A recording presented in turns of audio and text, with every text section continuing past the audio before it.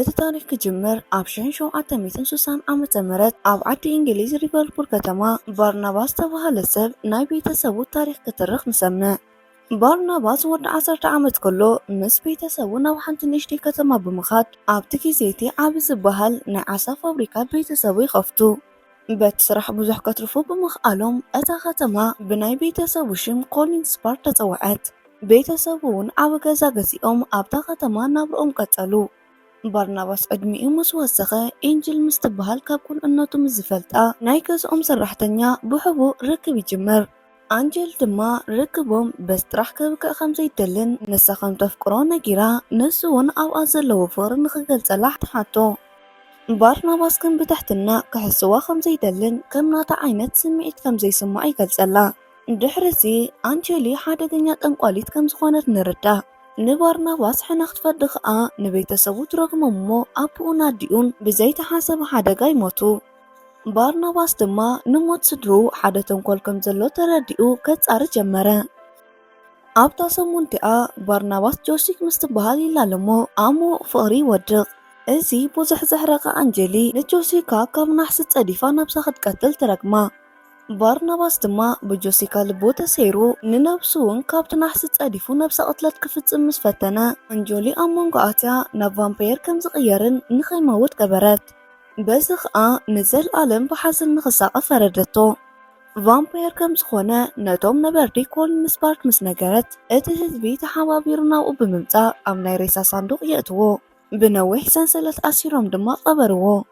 ኣንጀል ድማ ሕናኣ ስለ ዝፈደየት ክትሕጎስ ንሪኣ።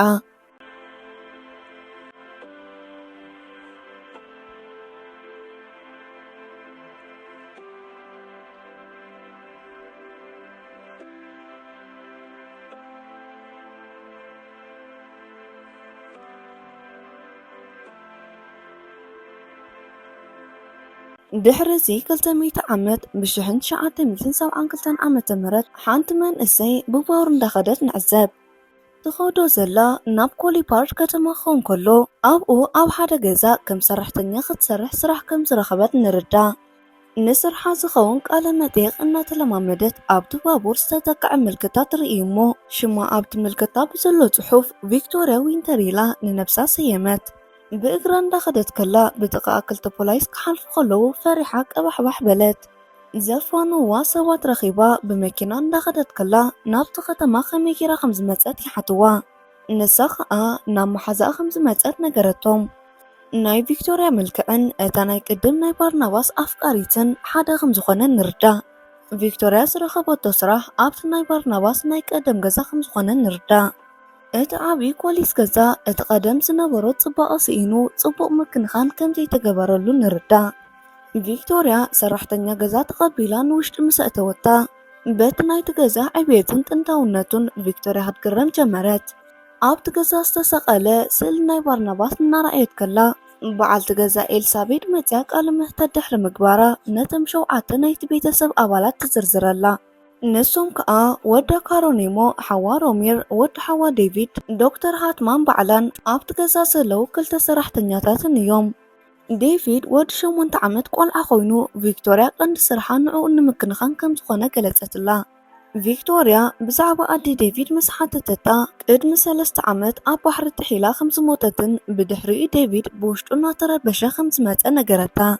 ዶክተር ሃክማን ከዓ ንዴቪድ ብሕክምና ክትሕግዞ ዋላ እንተተቆፀረት ግን ወላ ሓደ መፍትሒ ከም ዘይተረኸበ ነገረታ።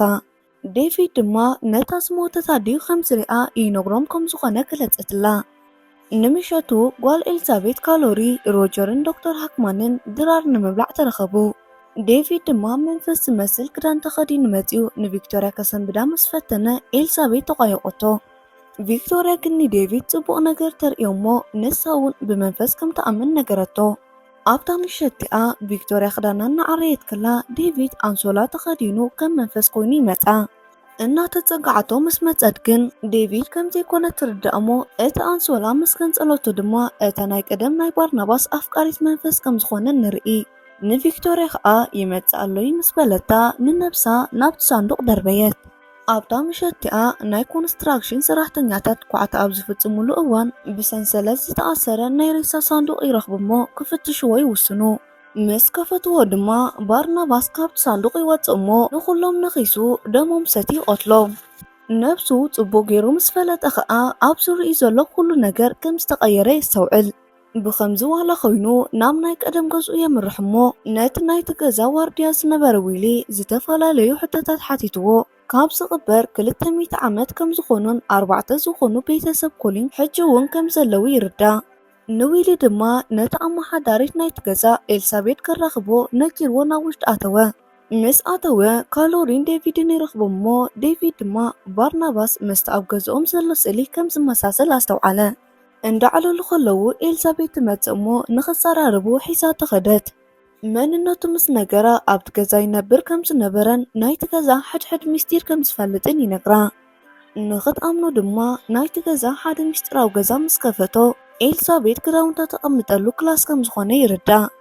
ኣብ ካልኣይ ፈተነ ግን ንሳ ዘይትፈልጦ ማዕጾ ይኸፍት እሞ ኣብ ውሽጡ ኩሉ ናይ ቤተሰቦም ሃፍቲ ከም ዝተቐመጠ ይነግራ።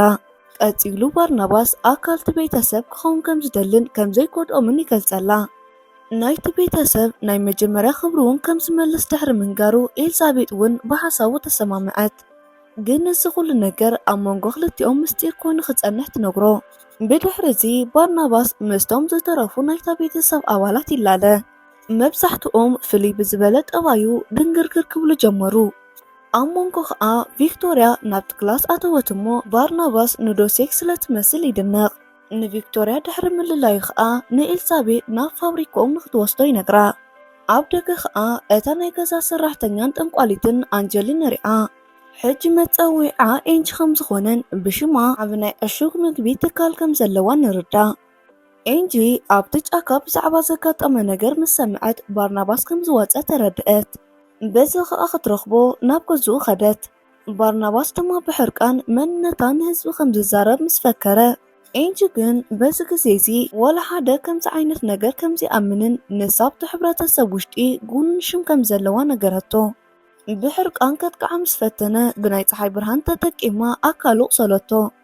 ዳሕራይ ባርናባስ ብዛዕባኡን ብዛዕባ ኣንጅልን ታሪክ ንኤልሳቤጥ ይነግራ። ኤልሳቤጥ ብዛዕባ እቲ ጉዳይ ምስ ተረድአት ተስፋ ከይቆረፀ ክሳብ መወዳእታ ንኽቃለስ ነገረቶ። ድሕሪ ዝተወሰነ ግዜ ባርናባስ ናይ ስድሩ ሃብቲ ተጠቂሙ ነቲ ገዛ ከፀባብቕን ነቲ ጠፊኡ ዝነበረ ሽም ንምምላስ ዝተፈላለየ ስራሕ ክሰርሕ ጀመረ። እቲ ጠጠው ኢሉ ዝነበረ ስራሕ ብምጅማሩን ናይ ዝተዓሸገ ምግቢ ፋብሪካ ኤንጅል ምስ ረኣየት ድማ ተሓርቕ። ባርናባስ በዚ ከይእኸለ ነቶም ኣብቲ ከባቢ ዘለው ገፈፍቲ ዓሳ ምህርቶም ንዕኡ ጥራሕ ከቕርብሉ ይእምኖም እሞ ይሰማማዕ። ሓደ ምሸት ባርናባስ ምስ ዶክተር ሃክማን እናዕለሉ ከለዉ ተደንዝዞ እሞ ኩሉ ምስጢሩ ይነግራ። ቫምፓየር ከም ዝኾነ ምስ ፈለጠት ከዓ ናብ ኤልሳቤጥ ብምኻድ ብዛዕባ እቲ ኩነታት ገጠመት። ኤልሳቤጥ ድማ እዚ ነገር ምስጢር ከም ዝኾነን ክትስንብድ ከም ዘይበላ ነጊራ ኣብ ልዕሊኡ ዝተፈላለዩ ምርመራታት ክትገብረሉ ከም ትኽእል ገለጸትላ። ብድሕሪ እዚ ዶክተር ሃክማን ካብ ባርናባስ ደም እንዳቀድሐት ብምምርማር ዳግማይ ሰብ ናይ ምዃን ዕድል እንተለዎ ምፍታን ጀመረት። ብድሕሪ እዚ ባርናባስ ንካሎሪን ንቪክቶርያ ምስኡ ንፒክኒክ ንኽትከይድ ክትሓተሉ ይነግራ እሞ ሕራይላቶ ብሓንሳብ ይወፁ። ምስ ቪክቶርያ ድማ ክረዳድኡ ይጅምሩ። ኣንጀል ድማ ናይ ኮንሊ ቤተሰብ ብቁልጡፍ ይዓቢ ስለ ዝነበረ ንባርናባስ ክትረዳድኦ ትፅውዖ እሞ ነቲ ትካል ንዓኣ ክሸጠላ ትሓቶ። ብተወሳኺ ኣንጀሊ ንዝሓለፈ ነገር ክትርስዖ ፈቃደኛ ከም ዝኾነትን ክሳብ ሕጂ ከም ተፍቅሮን ገለጸትሉ። ብዝተፈላለዩ ነገራት ሸርሺራ ተእምኖ እሞ ብሓደ ይድቅሱ። ዳሕራይ ግን ባርናባስ ተጣዒሱ ብሓደ ክኾኑ ከም ዘይክእሉን ንሱ ከም ዘይፍቅራ ይነግራ። ኣንጀል ድማ ናታ ክኸውን እንተዘይክኢሉ ናይ ወልሓደ ክኸውን ከም ዘይክእል ነገረቶ። ኣብ ውሽጢ ገዛ ቪክቶርያ ብዛዕባ ናይ ንእስነት ህይወታ ሕልሚ ትሓልም ነበረት። ቪክቶርያ ንቤተሰባ መንፈስ ከም ዘሎ ስለ ዝነገረቶም ነሶም ድማ ናይ ኣእምሮ ሕምምትያ ብምባል ናብ ሕክምና ከም ዝለኣኽዋ ንርዳእ። ካብ ሕልማ ሰንቢዳ ምስ ተስአት መንፈስ ናይ ጆሲክ ይረአያ እሞ መሪሓታ ናብ እንዳ ሳሎን ምስ ከደት ንኽትሕግዛ ነጊራታ ንነብሳ ናብ ታሕቲ ክትወድቕ ንሪኣ። ቪክቶርያ ድማ እታ መንፈስ ታይ ከም ዝተለየት ክትርዳእ ኣይከኣለትን። ንፅባሒቱ ባርናባስ ኣብቲ ገዛ ዓብ ዝበሃል ፓርቲ ንምድላውን ናይ ቤተሰቦም ናይ ቀደም ክብሪ ከም ዝተመለሰ ንምርኣይ እቲ ናይቲ ከባቢ ሰብ ኩሉ ክዕደም ሓሳብ የቕርብ። ፓርት ተዳልዩ ባርናባስ እናተዛወረ ከሎ ንዴቪድ ኣብ ደገ ኮይኑ ንሓደ ክፍሊ ክሕሉ ይሪኦሞ ኣቦኡ ክሕሉ ከም ዝኣዘዞ ይነግሮ። ኣብ ውሽጢ ድማ ሮጀሪ ናይ ኣጋይሽ ቦርሳ ክፍትሽን ምስ ሓንቲ ጓል እውን ክሰዓዓም ባርናባስ ብፊንስትራ ይሪኦ። ዳሕራይ ንቪክቶርያ በይና ጠጠው ኢላ ይረኽባ እሞ ናብኣ ይኸይድ። ቪክቶርያ ድማ ብዛዕባ ታሪክ ህይወታ ነገረቶ። ብቁልዕነታ መንፈስ ይረኣያ ከም ዝነበረን በዚ ምክንያት ድማ ስድራኣ ናብ እንዳ ጽሉላት ወሲዶም ከም ዘእተውዋ ነገረቶ። ኣብቲ ውሽጢ ብዙሕ ስቃይ ከም ዝሕለፈትን ኣብ መወዳእታ ካብኡ ሃዲማ ናብዚ ከም ዝመፀትን ስራሕ ከም ዝረኸበትን ነገረቶ። ቀፂላ ንዕኡ ከም ትፈልጦ ዓይነት ስምዒት ከም ዝስምዓን ከም ተኣምኖ ምስ ነገረቶ ክሰዓዓሙ ጀመሩ። ነዚ ነገር ተሓቢኣ ትዕዘብ ዝነበረት ኣንጀል ድማ ብቕንዕን ሕርቃንን ገጻ ክነቅዕ ይጅምር። ድሕሪ ዝተወሰነ ባርናባስ ናብ ናይ ዶክተር ሃክማን ክፍሊ ምስ ኣተወ ዶክተር ሃክማን ካብኡ ዝቐዳሓቶ ደም ናብ ነብሳ እናመሓላለፈቶ ይሪኣ። ዕላማኣ ንዕኡ ንምድሓን ዘይኮነስ ንባዕላ ናብ ቫምፓየር ንምቕያር ከም ዝደለየት ይርድኦ እሞ ደማ ሰትዩ ይቐትላ። ምስ ዊክ ብምዃን ከዓ ነቲ ሬሳ ኣብ ማይ ይእትውዎ እሞ ይመለሱ። ድሕሪ እቲ ፓርቲ ሮጀር ናይቲ ቤተሰብ ሙሉእ ሃብቲ ዝተቐመጠሉ ማዕጾ እናደለየ ባርናባስ ይረኽቦ እሞ ብኽሳዱ ሓኒቑ ይሕዞ። ብምቕጻል ክልተ ኣማራጺ ከም ዘለዎ ይነግሮ። እቲ ሓደ ንወዱ ክብል ጥዑይ ኣቦ ክኸውን ከሎ እቲ ካልኣይ ድማ ካብኦም ኣርሒቑ ናብ ካልእ ቦታ ኸይዱ ክነብር ከም ዝኾነ ይነግሮ። ሮጀር ድማ ነቲ ካልኣይ ምርጫ መሪጹ ንወዱን ንቤተሰቡን ተሰናቢቱ ይኸይድ። ዴቪድ ድማ ናይ ኣቦኡ ምኻድ ሒዚንዎ እናጎየ ናብ ገዛ እናተመለሰ ወይ ካብ ኣስካላ ደይቡ ኣምፖል ይፅር ነበረ። ዴቪድ ድማ እቲ ኣስካላይ ዕንቁፎሞ እቲ ኣምፖል ካብ ኢዱ ወይ ክሸተት ኢሉ ኣብ ልዕሊ ዴቪድ ክወድቕ ክብል ባርናባስ ካብ ናይ ሰብ ወፃኢ ብዝኾነ ቅልጣፈ የድሕኖ። ቤተሰቡን ቪክቶርያን በቲ ዝረኣይዎ ነገር ይስንብዱ። ንቪክቶርያ ከዘራርባ ክብል ፈሪሓ ናብ ውሽጢ ሃዲማ ኣተወት። ባርናባስ ድማ ብቕልጡፍ ናብ ኣንጆል ብምኻድ ነቲ መርገም ክተልዕለሉ ይሓታ። ኣንጆል ድማ ባርናባስ ነታ ዶክተር እንታይ ከም ዝገበራ ከም ትፈልጥን ናይ መወዳእታ ድማ ሓደ ዕድል ከም ትህቦን ትነግሮ። ንሱ ድማ ኣፍቃሪኣን ናይ ቢዝነስ መሳርሕታን ኮይኑ ክቕፅል ከም ዝኾነት ነግሮ።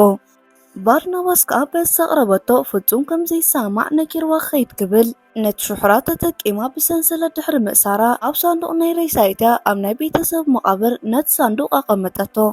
ድሕሪ ዝተወሰነ ዴቪድ መፂኡ ካብቲ ዝተዓፀወ ምስ ኣውፅኦ ባርናባስ ንዴቪድ ብኸመይ ክረኽቦ ከም ዝኽኣለ ምስ ሓተቶ ዴቪድ ድማ ናይ ኣዲኡ መንፈስ ከም ዝነገሮ ይገልጸሉ። ናብ ገዛ ድሕሪ ምምላሱ ኣንጀሊ ነቶም ነበርቲ እቲ ከባቢ ብምእካብ መንበሪ ገዝኦም ኣኽበበቶ። ባርናባስ ድማ ንነብሱ ይሕሊፉ ከም ዝህባ ንኣንጀል ድሕሪ ምንጋሩ ከይሓሰበቶም መጥቃዕቲ የብፅሓላ እሞ ቆርበታ ይነቅዕን ይጫማደድን። እዚ ተርእዮ ድማ በቲ ህዝቢ ጠንቋሊት ከም ዝኾነት ክትፍለጥ ይገብራ። ድሕሪዚ ቤተሰብ ኩለን ተሓጋጊዞም ኣብ ልዕሊ ኣንጀሊ መጥቃዕቲ ኸፈቱ። ዊሊ ፋስ ሒዙ ጠጠው ከብላ ምስ ፈተነ ኤልዛቤት ድማ ብሽጉጥ ደጋጊማ ብምትኳስ ኣቁሰለታ። ካሎሪር ድማ ብዘይተፈለጠ ናብ ናይ ሰብ ዝብኢ ተቐይራ መጥቃዕቲ ብፅሓትላ። ንካሎሪ ብናብ ዝብኢ ዝቕየሩን ኬሳ ከም ትኸውንን ንኣደ ዴቪድ ድማ ኣብ ማይ ጥሒላ ንኽትመውት ዝገበረት ኣንጀሊ ከም ዝኾነት ንርዳእ። ምክንያቱ ድማ እዚ ቤተሰብ ክሳቐ ምርኣያ ከም ዝሐጉሳ ነገረቶም። ኣብ መወዳእታ ንዴቪድ ክትቀትሎ ምስ ፈተነት ናይ ኣዲኡ መንፈስ መፅያ መጥቃዕቲ ብፅሓትላ። በቲ መጥቃዕቲ ኣዝያ ዝተጎድአት ኣንጀሊ ቅድሚ ምሟታ ንባርናባስ ካብ ልባ ተፍቅሮ ከም ዝነበረት ተዛረበት እሞ ሞተት። ባርናባስ ንቪክቶርያ እናደለያ ከሎ ናይ ኣዲ ዴቪድ መንፈስ ናብቲ ፀድፊ ትኸይድ ከም ዘላ ንዴቪድ ነገረቶ። ባርናባስ ድማ ብቕልጡፍ ናብቲ ቦታ ብምኻድ ንቪክቶርያ ድሕሪ ምርካቡ ቪክቶርያ ናብቲ ፀድፊ ክትኣቱ ደልያ ከም ዝነበረት ይርዳእ። ቪክቶርያ ንባርናባስ ናብ ቫምፓየር ንኽቕይራን ብሓንሳብ ክኾኑ ምስ ሓተተቶ ንሱ ግን ብሓሳባ ኣይተሰማምዐን። በዚ ከዓ ቪክቶርያ ካብቲ ፀድፊ ንታሕቲ ትወድቕ እሞ ባርናባስ ድማ ምስኣ ነጢሩ ኣብ ኣየር ነኽሳ እሞ ናብ ቫምፓየር ይቕይራ። ኣብቲ ሰዓት መንፈስ ናይ ጆሴክ ኣብ ውሽጢ ይኣቱ እሞ ኣብ መወዳእትኡ ጆሴክ ኮይና ዓይና ኸፈተት። እቲ ታሪክ ኣብ መወድኡ ባርናባስ ቀቲሉ ናብ ውቅያኖስ ዝደበያ ዶክተር ሃክማን ናብ ቫምፓየር ተቐይራ ዓይና ትኸፍት እሞ ትዕዝብትና ንውድእ። فتوى تخطاتلت مدبنا نلوم زقربنا لكم مدب نزي مسل نيرو انت فتيخما فيديو لايك شير بمقبار زلكم هانا تريتيخون حبريتا او كومنتيشن عمطلنا ناي واتو تخطاتلت مدبنا نمخان سابسكرايب زي كبركم سابسكرايب كورن دابلكو اب قصالي بخال المدب سمراقب سسنايو